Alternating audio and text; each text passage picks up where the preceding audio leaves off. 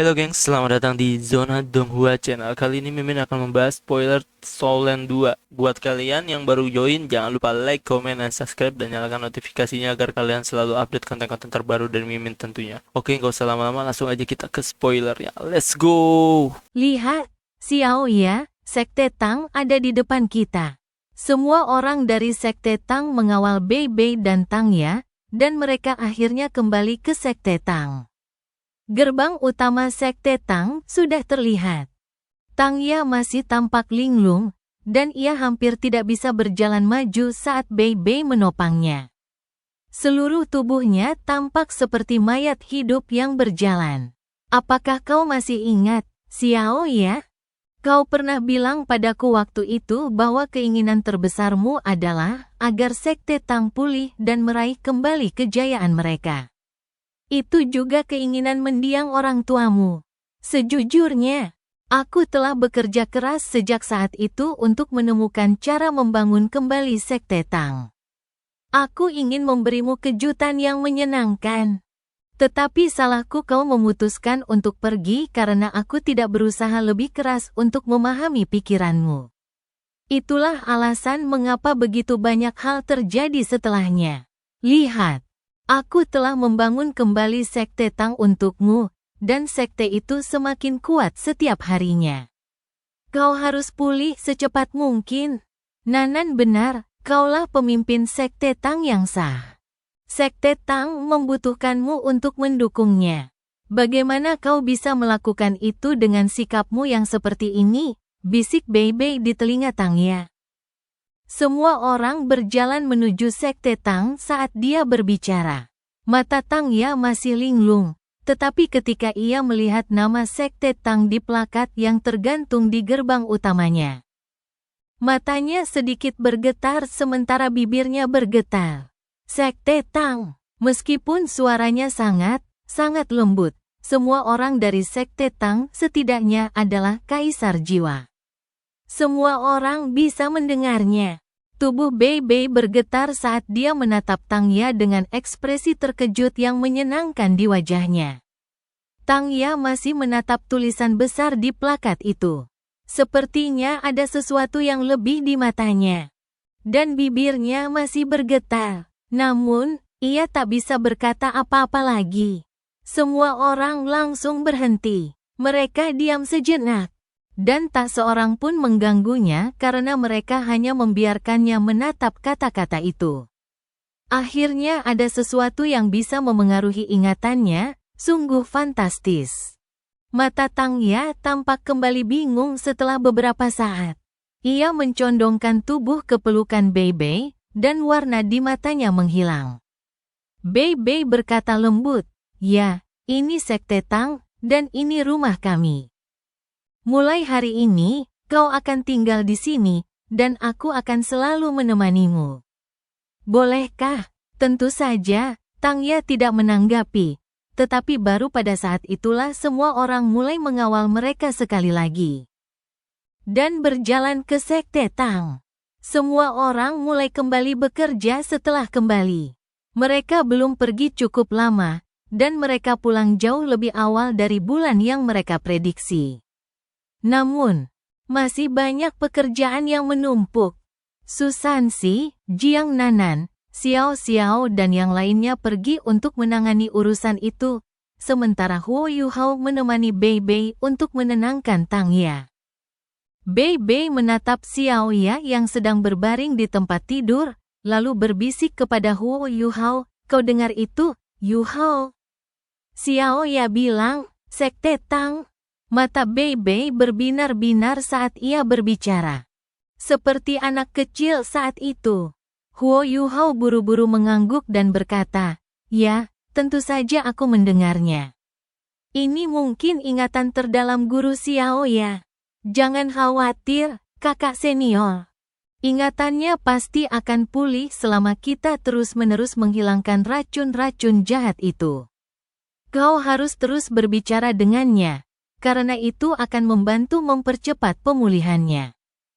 Aku akan segera mendelegasikan beberapa tugas, dan setelah itu selesai, ada beberapa rencana lain yang ingin kubicarakan denganmu."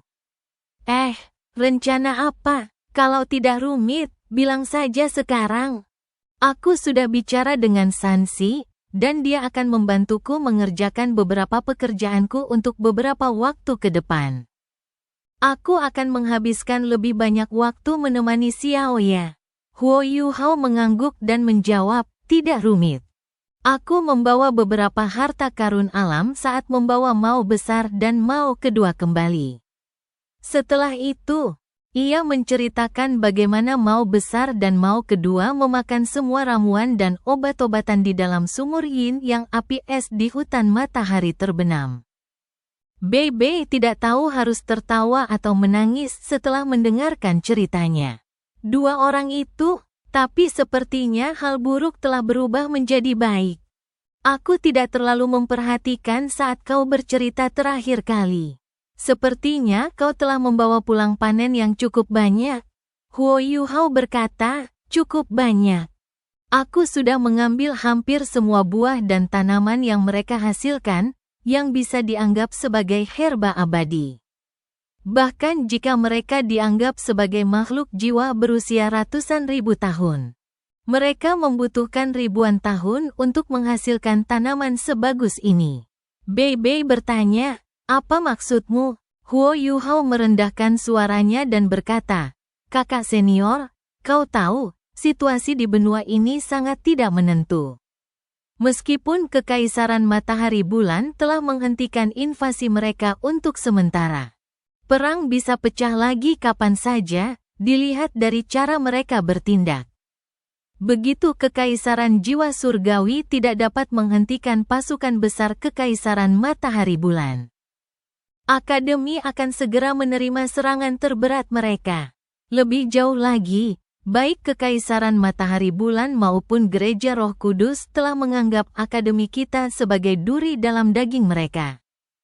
Dan mereka akan sangat senang melihat kita pergi. Oleh karena itu, kita harus bersiap sejak dini jika ingin cukup efektif dalam perang ini. Ketika kami beristirahat di demi-planet spektral saya beberapa hari yang lalu, saya mempelajari dengan saksama buku petunjuk racun dan pengobatan yang ditinggalkan oleh Tang San, leluhur kami. Tang San telah merinci secara komprehensif apa fungsi harta karun alam tersebut, dan bagaimana beberapa herba saling melengkapi, dan bagaimana beberapa herba saling menolak. Saya yakin kultivasi setiap orang akan meningkat pesat setelah mengonsumsi herba ini. Kekuatan Sekte Tang secara keseluruhan akan meningkat pesat setelahnya. Kurasa aku harus segera mengolah herba ini. Bagaimana menurutmu? Bei menjawab tanpa ragu, luar biasa. Tentu saja boleh. Apa yang kau butuhkan dari Sekte Tang? Huo Yuhao menggelengkan kepalanya dan berkata, tidak perlu.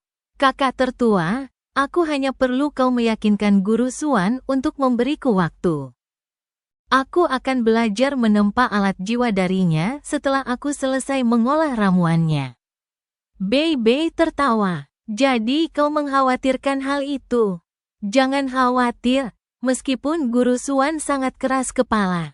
Dia sepertinya sudah menyerah setelah kau membuat alat jiwa kelas 8 itu. Lagi pula, dia bukan orang yang tidak masuk akal, kau punya alasan yang tepat, dan kau melakukan ini untuk semua orang. Dia pasti setuju, tapi apa kau yakin bisa melakukan semua itu? Huo Yuhao mengangguk, seharusnya tidak ada masalah. Buku panduan pengobatan Tang San menunjukkan bahwa harta karun alami ini sudah memiliki efek yang sangat kuat jika dikonsumsi secara terpisah. Namun, karena ramuan ini memiliki karakteristik khusus, mereka juga akan memiliki efek samping jika dikonsumsi, kecuali jika cocok untuk jiwa bela diri atau tipe tubuh tertentu. Memalsukan pil dari ramuan ini berarti aku akan mencoba menggabungkan karakteristik unik mereka yang membutuhkan kontrol yang tinggi. Aku seharusnya tidak memiliki masalah dengan deteksi spiritualku. Lagi pula, barang-barang yang kubawa pulang bahkan lebih berkualitas daripada ramuan yang dijelaskan Tang San. Jika aku bisa mengolahnya dengan benar, itu akan sangat bermanfaat bagi Sekte Tang. Bei Bei mengangguk dan berkata, baiklah, silakan. Aku sepenuhnya mendukungmu. Aku akan mencari Guru Xuan sebentar lagi. Itu bagus, jawab Huo Yuhao. Bei Bei berpesan kepadanya, tapi jangan ceritakan ini kepada orang lain. Karena kita tidak boleh memberi terlalu banyak harapan kepada semua orang. Semakin besar harapan mereka, semakin besar pula kekecewaan mereka. Huo Yuhao mengerti arti di mata Bei Bei. Ia tahu bahwa kakak tertuanya berusaha melindunginya. Semuanya akan baik-baik saja jika ia berhasil. Tetapi jika tidak, Bei Bei takut semua orang akan memiliki pendapat yang berbeda. Bei Bei mengurus Tang Ya, dan Huo Yuhao segera meninggalkan Sekte Tang. Ia harus mendelegasikan beberapa tugas sebelum membeli beberapa material sekunder. Menempa dan mengolah herba tidaklah semudah itu, dan meskipun ia baru saja memberitahu Bei Bei bahwa ia percaya diri, ia tidak berani ceroboh atau terlalu percaya diri.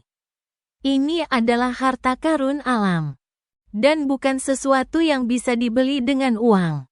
Ia akan sangat menyesal jika terjadi kesalahan. Tugas yang harus didelegasikannya sederhana. Dan Huo Yuhao telah membicarakannya dengan Penatua Song dalam perjalanan pulang. Penatua Song mengawasi semua pelelangan di kota Shrek. Ia telah memerintahkan Huo Yuhao untuk mencari para juru lelang. Dan memberitahu mereka bahwa ia harus mengumumkan tugas ini melalui pelelangan. Penatua Song telah mengirim orang untuk memberitahu para juru lelang setelah memasuki kota. Hadiahnya. Setelah Sekte Tang mendiskusikannya secara menyeluruh, akhirnya ditetapkan sebesar janji dari Sekte Tang untuk sebuah peluru meriam jiwa stasioner kelas 8 atau sebuah alat jiwa dari kelas yang sama. Itu adalah hadiah yang cukup untuk membuat orang gila. Baik alat jiwa kelas 8 maupun peluru meriam jiwa stasioner kelas 8 adalah harta yang tak ternilai harganya. Dan hanya Kekaisaran Matahari Bulan yang memilikinya. Huo Yuhao sudah memikirkan semuanya dengan matang. Jika orang yang mengklaim hadiah memilih alat jiwa, maka ia memiliki berkah Hongchen yang diberikan Jing Hongchen, dan ia bisa mengeluarkannya. Sedangkan untuk peluru meriam jiwa stasioner kelas 8, Xuan Ziwen sudah mencoba membuatnya. Huo Yuhao yakin dengan kemampuannya. Membuatnya tidak akan terlalu sulit. Sedangkan untuk benda-benda lain dan peluru meriam jiwa stasioner kelas 8, ada batasnya, dan Sekte Tang sanggup menanggung biayanya. Huo Yuhao berhasil menempatkan hadiahnya setelah Tetua Song memberitahu para juru lelang. Dan melanjutkan membeli beberapa keperluan untuk menempa pil dari tanaman herbal sebelum dia berjalan kembali ke Sekte Tang. Huo Yuhao memperhitungkan beberapa hal.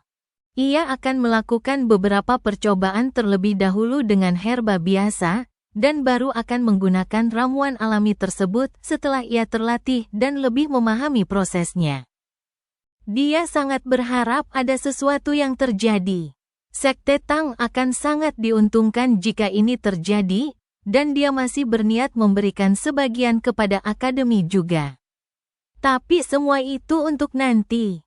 Dia harus menunggu sampai berhasil menciptakan pil-pil itu. Huo Yuhao baru saja akan mencapai gerbang utama ketika ia melihat seseorang berjalan ke arahnya. Mereka sepertinya sedang menuju Sekte Tang, dan Huo Yuhao buru-buru mempercepat langkahnya ketika melihat orang ini, lalu berseru dengan gembira. Kakak perempuan tertua?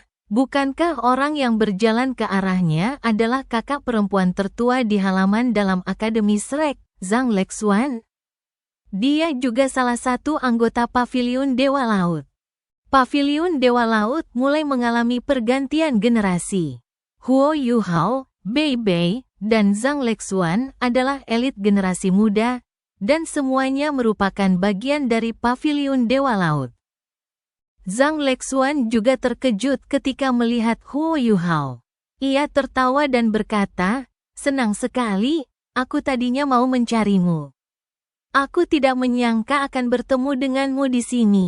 "Ah, kau mencariku?" tanya Huo Yuhao heran. Ia menatap Zhang Lexuan dari atas ke bawah secara bersamaan. Zhang Lexuan mengenakan gaun biru panjang hari ini, yang membuatnya tampak semakin ramping. Senyum tipis tersungging di wajahnya yang cantik, memancarkan keceriaan, dan ia tampak sangat berbeda dari sebelumnya.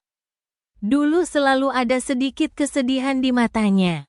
Tetapi hari ini ia tak bisa lagi terlihat normal. Huo Yuhao sangat bahagia untuknya.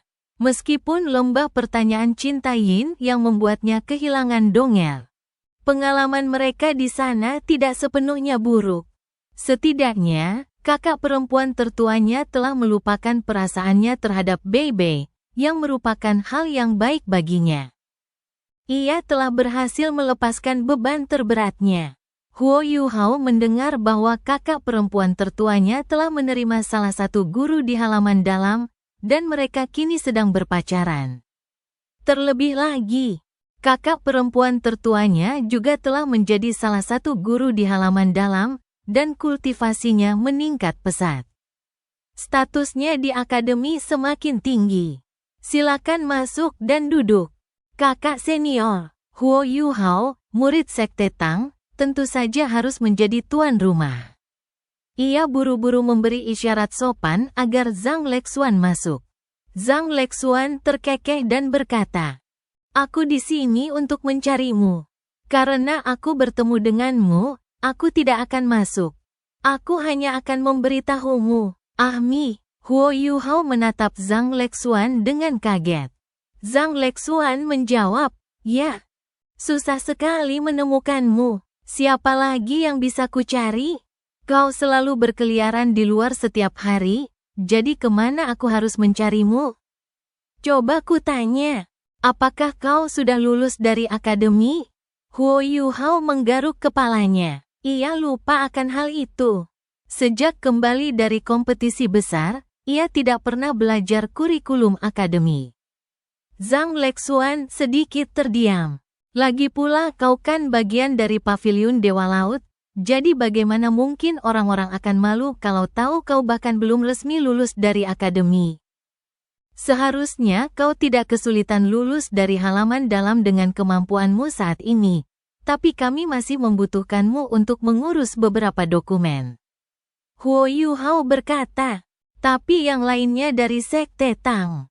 Zhang Lexuan mendengus dan berkata, "Semua orang sudah menyelesaikan dokumen mereka, hanya kamu yang tersisa.